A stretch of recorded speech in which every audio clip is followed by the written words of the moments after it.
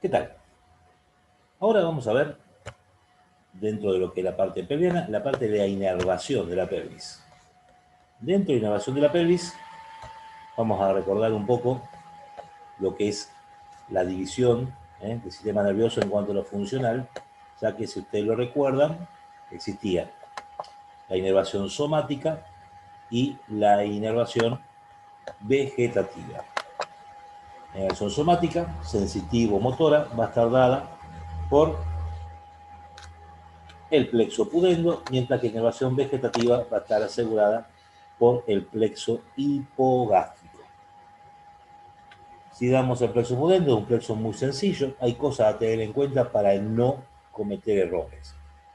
Es un plexo similar a lo que era el plexo braquial, el plexo lumbar, el plexo sacro. Es decir, se forma por la anastomosis de ramas anteriores de los nervios raquídeos. Y en el caso del plexo pudendo, si bien intervienen tres nervios raquídeos sacros, son el segundo, el tercero y el cuarto, hay que prestar atención a lo siguiente. Para la formación del plexo existe una raíz principal, que es la rama anterior del cuarto nervio sacro, y dos raíces accesorias, que son ramas anatomóticas que se desprenden de las ramas anteriores del segundo y tercer nervio sacro. O sea, el grueso de las ramas anteriores del segundo y tercer nervio sacros forman el plexo sacro. De ahí que enfatizo que hay dos raíces accesorias que son ramitas anatomóticas que nacen de la rama anterior del segundo y del tercero, que se unen, ¿sí? Se unen a la rama anterior del cuarto y forman el plexo pudendo. La reunión de todas las raíces determina la formación de un solo nervio terminal, que es el nervio pudendo interno. Y este, a su vez, se va a dividir en un nervio dorsal del pene o clítoris, como nervios sensitivos, y el nervio perineal, que es un nervio mixto, o sea que va a ser motor para músculo del periné y sensitivo para la piel, situada delante del ano y en la parte posterior de las bolsas articulares y de la vulva. Del plexo, a su vez, se desprenden, previa unión de las raíces, las llamadas ramas colaterales. Como ramas directas procedentes de la rama del cuarto, tengo el nervio del músculo elevador del ano y del músculo isquiococcígeo, ambos músculos profundos del periné. Y de las tres raíces que constituyen el plexo, hay ramitas que se unen para formar el nervio anal o hemorroidal, que es sensitivo para el conducto anal y motor para el músculo esfínter externo del ano. De manera que el nervio perineal, la rama profunda, que es la rama motora, inerva los músculos del plano medio del periné, que son el transverso profundo y el esfínter externo de la uretra, y los músculos superficiales del periné, con excepción del esfínter externo, que son los músculos isquio cavernoso, bulbo cavernoso, transverso superficial. Y en el caso de la mujer, además, el conductor de la vulva. Ahora bien, las raíces que forman el plexo pudendo tienen en parte del trayecto, porque inmediatamente lo abandonan, nervios parasimpáticos preganglionares procedentes de los núcleos parasimpáticos sacros. Con las ramas anteriores del segundo, tercer y cuarto, entonces salen estas ramas, se incorporan en parte en el trayecto de las raíces, pero lo abandonan inmediatamente, porque estos nervios, denominados nervios erectores, van a formar parte del plexo hipogástrico, que es el plexo vegetativo de la pelvis.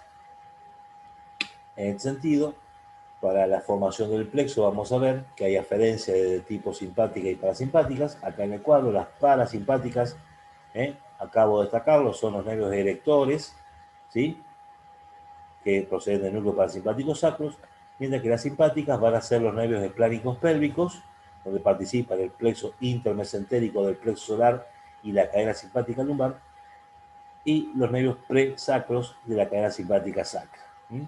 Las eferencias van a ser plexos que acompañan las arterias viscerales, principalmente de la arteria hipogástrica. Así tenemos el plexo vesical para la vejiga, el hemorroidal para el recto, sobre todo la parte de la ampolla, el prostático, para la próstata por supuesto, o que se reemplaza en la mujer por el uterino. El vesículo diferencial, como ya dijimos, participaba en la eyaculación, la parte simpática, al inervar vesículas seminales y ampollas deferentes. En la mujer por el vaginal, y se suman el plexo cavernoso, ¿sí? Tanto para el cuerpo cavernoso del pene como del clítoris. Ahora, ¿cómo se va a formar el plexo? Veamos lo siguiente. A los lados del recto pasamos las láminas sacro, recto, génito, vésico, pubianas y dejan una vaina donde se va a producir anastomosis de un montón de estos nervios que vamos a ver. Vemos de frente, primero, que a partir del plexo solar desciende el plexo intermesentérico, ¿sí? Esto va a ser por delante de la aorta, hasta la llegada cerca del origen de la arteria mesentérica inferior. Lateralmente a la columna se encontraban las cadenas simpáticas lumbares, de manera que vemos que de esos ganglios que forman las cadenas simpáticas lumbares y los ganglios del plexo solar salen nervios, todos postganglionares. El intermesentérico es postganglionar, las fibras que ven salir de los ganglios lumbares son postganglionares. Van a ver que las fibras que nacen en la cadena simpática lumbar forman la llamada raíz externa del nervio esplácnico pélvico. Se une con la raíz interna que procede del plexo hipogástrico. Se forma el nervio esplácnico pélvico, llega a la cara lateral del recto y se ramifica. Me quedo un momento ahí. Esas ramificaciones se anastomosan con las ramificaciones de nervios, que en esta primera imagen no se ven, pero sí se ven acá, que son los llamados nervios presacros, que son postganglionares de la cadena simpática sacra. Entonces, se ramifica al lado del recto y ya siendo postganglionares, los esplácnicos pélvicos como los presacros, luego terminan acompañando las ramificaciones de las arterias hasta el órgano correspondiente. Eso es lo simpático. ¿Qué pasa con lo parasimpático? Bueno, habíamos adelantado que los nervios erectores eran preganglionares, porque salían de los núcleos parasimpáticos sacros, y estos cuando salen formando en parte del plexo pudendo, llegan al plexo hipogástrico donde terminan. Los nervios parasimpáticos, o sea, los erectores, terminan en el plexo hipogástrico. ¿Por qué? Porque en el espesor de esa malla que le forman las anastomosis de los nervios simpáticos, hay un ganglio mezclado, que es el ganglio hipogástrico o ganglio de Lee o de Lee y Frankenhäuser, ¿sí? Que es parasimpático. Este recibe a los esplácnicos pélvicos, a los erectores, hace sinapsis ahí y del parten fibras postganglionares. Y esas postganglionares acompañan a las simpáticas que habían pasado de largo, formando parte de los plexos que mencionamos antes. ¿Sí? Entonces, cada plexo cavernoso, vesical, hemorroidal, prostático, uterino, vesículo diferencial, vaginal, está formada por fibras simpáticas y parasimpáticas. Parasimpáticas postganglionares del ganglio, hipogástrico de Lee, y simpáticas postganglionares de origen de las cadenas simpáticas lumbares, sacras y del plexo solar a partir del plexo intermesentérico. Con esto terminamos de ver una parte de la inervación pelviana. Bien, vamos a ver ahora la parte de lo que corresponde a la pelvis ósea. Es decir, vamos a hablar de los huesos que lo van a constituir, las articulaciones, las uniones entre ellos, y una vez conformada, cómo quedan constituidas las paredes óseas de la cavidad pelviana. Ahí veremos lo que son las aberturas, o orificio superior e inferior de la pelvis, y los estrechamientos, teniendo mucha importancia en conocer los estrechos pelvianos, sobre todo en la pelvis femenina, ya que estos deben ser considerados para lo que va a ser luego lo que es el parto, para ver si el feto puede pasar o no, o qué debe modificarse para que esto suceda. Los huesos que los constituyen son los huesos ilíacos, que son pares y laterales, que son huesos planos, y que hacia atrás se articulan con la parte inferior de la columna vertebral, con el sacro y el coxis. En el caso del hueso ilíaco, si bien se estudió ya el miembro inferior, el hueso ilíaco, por su cara interna, vamos a ver una serie de accidentes más sencillos, ¿no es cierto? Ya que la parte superior es lisa, cóncava y recibe el nombre de fosa ilíaca interna. Se detiene en lo que es la línea innominada o cresta del estrecho superior, que hacia adelante se va a continuar con el borde anterior a nivel de la cresta pectínea.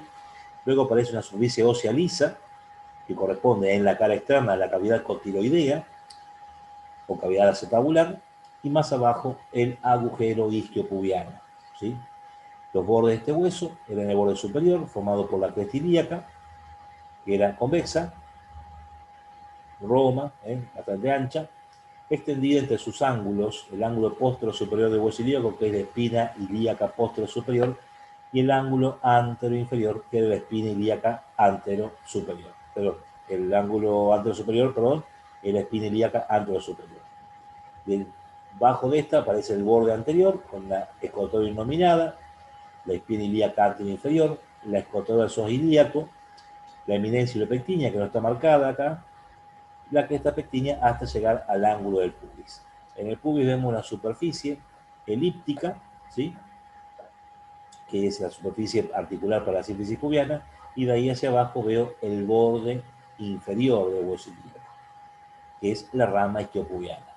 Llegamos al punto inferior, al ángulo inferior, la zona más declive, más inferior, que es la tuberosidad isquiática, y vemos los elementos del borde posterior, que partiendo de la espina ilíaca posterior superior hay una pequeña depresión, que también es la escotadura innominada, la espina ilíaca posterior inferior, la escotadura ciática mayor, por encima de la cual se encuentra una carilla articular, que tiene la forma del pabellón de una oreja, de ahí el nombre de carilla auricular, que es articular para el hueso sacro.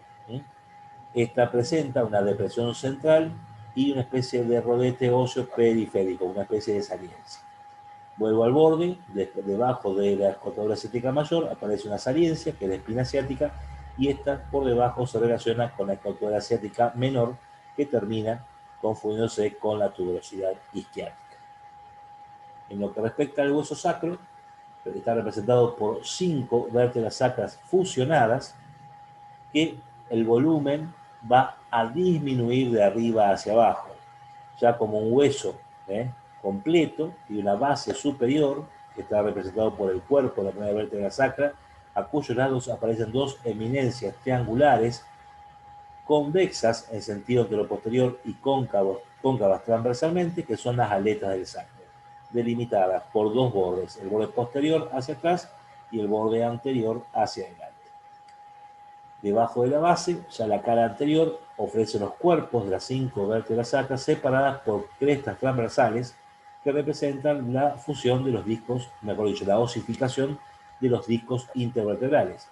Y a ambos lados se encuentran los agujeros sacros anteriores por donde salen las ramas anteriores de los nervios raquídeo-sacros. El vértice se continúa con el coxis, por articulación de tipo artertrosis. Este coxis está formado por vértebras rudimentarias, que son de 2 a 6, no se puede ver mucho de vértebra en esto, porque es una especie de involución de la columna coxígea, que en algunos vertebrados, como los monos, los perros, sería la cola. Si vemos la cara posterior del sacro, vemos que en la base asoma el orificio superior del conducto sacro. El conducto sacro es la fusión de los agujeros vertebrales, flanqueado lateralmente por las apófisis articulares superiores, que son cóncavas cilíndricas y que se van a articular con la apófisis articular inferior de la quinta vértebra lumbar.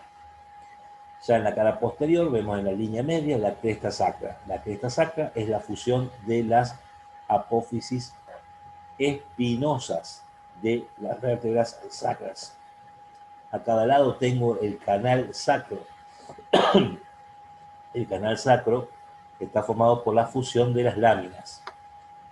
Luego tengo pequeñas eminencias, son más visibles en un dibujo que en lo que es la realidad, que son los llamados tubérculos sacros póstero internos.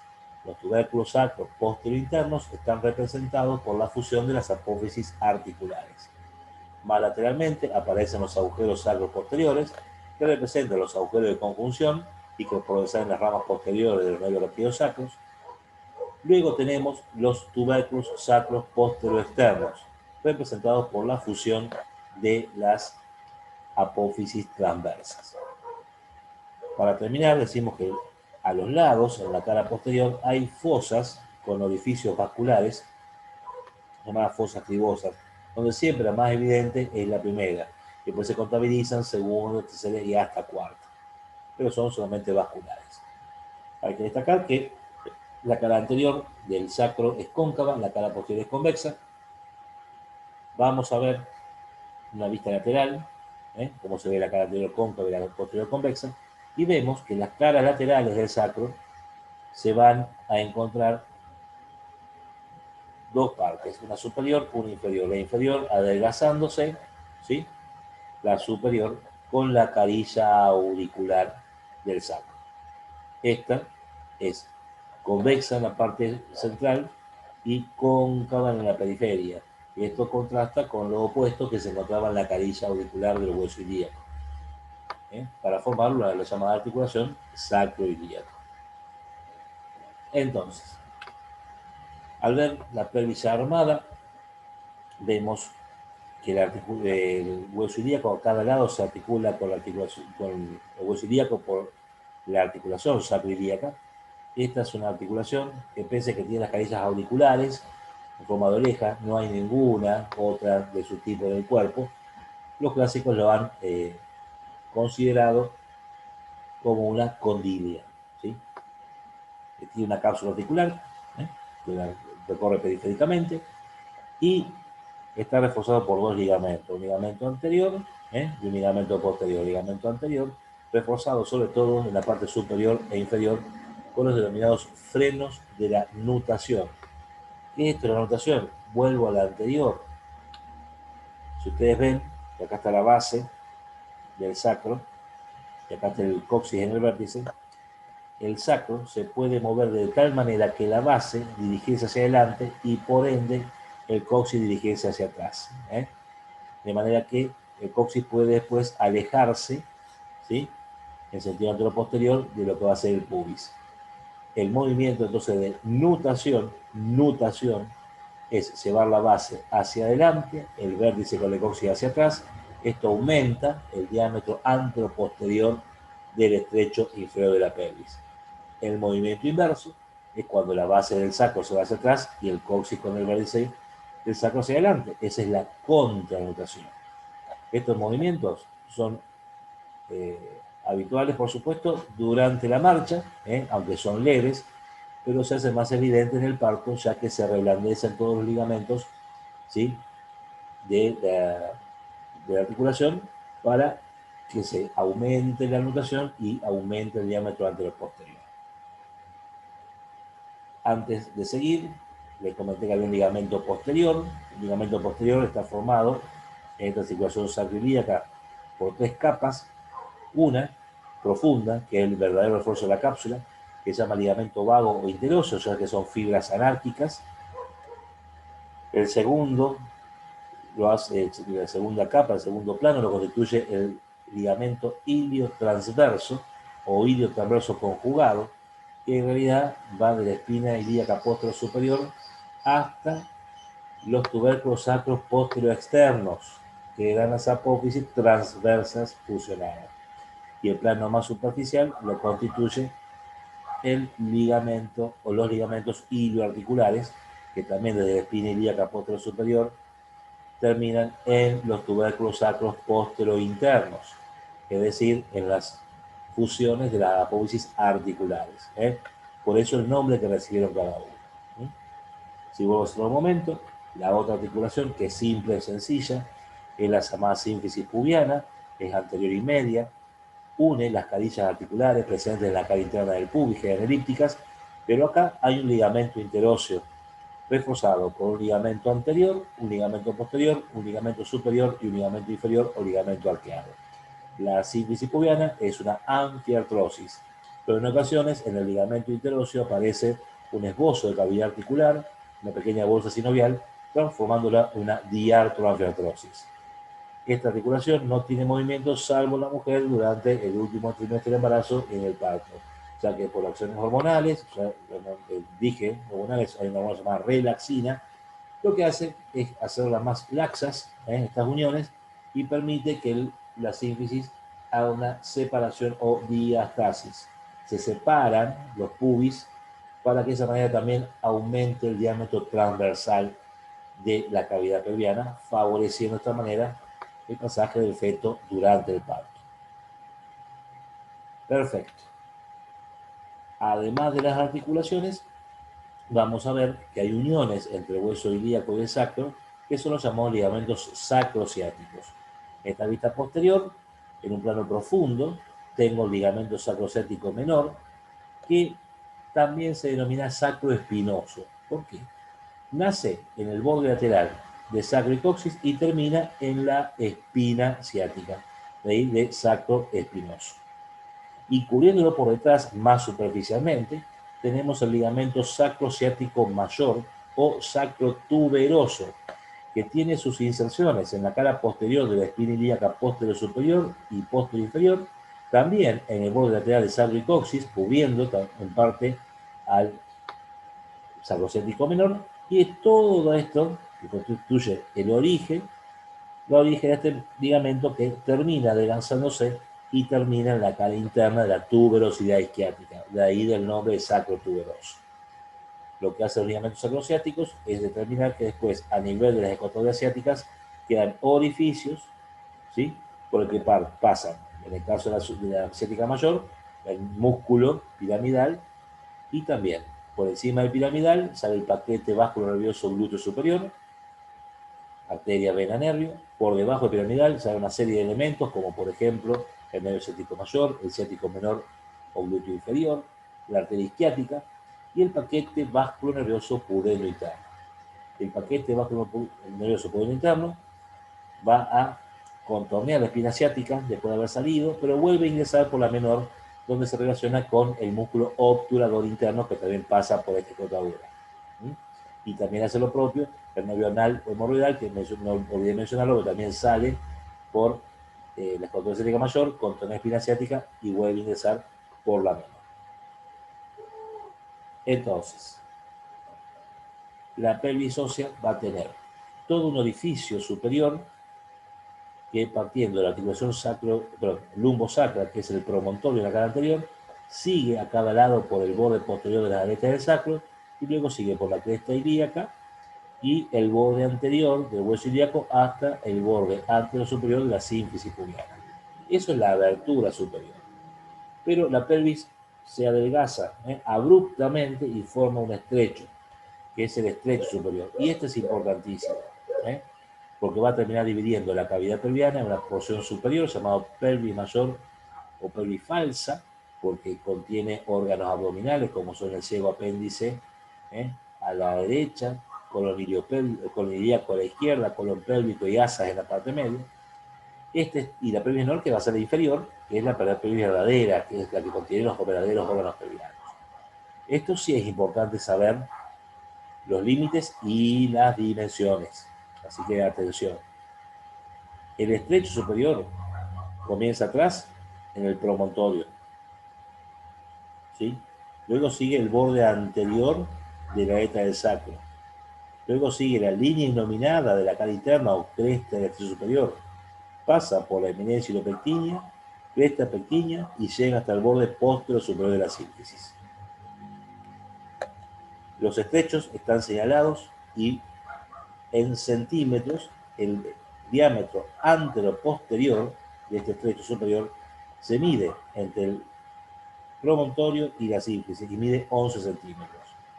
El diámetro transversal del estrecho superior se mide en la parte más ancha, que coincide en algún punto de la línea nominada, y es de 13 centímetros. Y el diámetro oblicuo, hay uno a cada lado, se mide de una articulación sacroiliaca, su cara anterior, hasta la eminencia iliopequeña del lado opuesto, que es de 2 centímetros. Destacar que el diámetro promedio de la cabeza fetal es de unos 11 centímetros, o sea que el número 11 es el número crítico. Y pasamos a los otros dos estrechos. El estrecho medio prácticamente no tiene jerarquía, no le vamos a dar mucha pelota. Hacia atrás está la cara anterior del sacro, adelante la cara posterior de la sínfisis. Lateralmente corresponde a los huesos ilíacos a nivel del agujero isquiopubiano. el diámetro transversal y anteroposterior es de 12 centímetros en ambos casos, o sea que no hay ningún diámetro crítico. Pero el techo inferior sí. En esta vista inferior, en estos anteriores está la sínfisis, luego a cada lado de la sínfisis, la rama isquiopubiana y las tuberosidades isquiáticas, el borde inferior del ligamento sarocético mayor o sacrotuberoso y el coxis.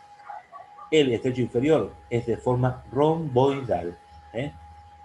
Con un ángulo posterior que es el coxis, un ángulo anterior que es la sínfisis, dos ángulos laterales que son las tuberosidades isquiáticas.